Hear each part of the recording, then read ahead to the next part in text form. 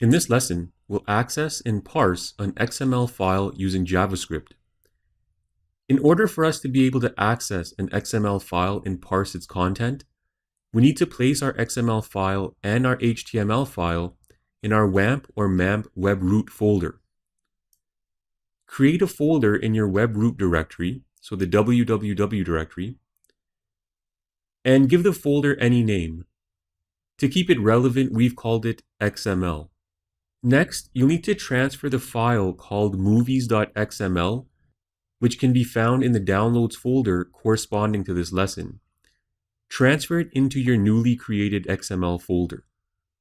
The objective of this lesson will be to parse through the movies.xml file using JavaScript. This XML file contains data pertaining to 6 movies. You can see each item here.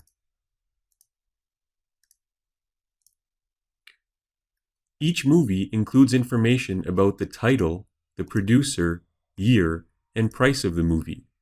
Each of these are stored in an element inside the movie root element. So this file is almost identical to one we created earlier.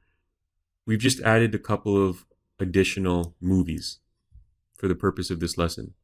Once we've created a JavaScript file to parse through the XML file, we'll also create a function to output each movie title, producer, and price in a table as shown in this example.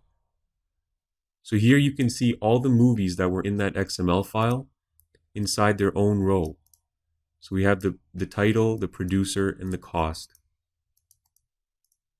And there's 6 in total. So this is the type of output we'll create using JavaScript by parsing our XML file.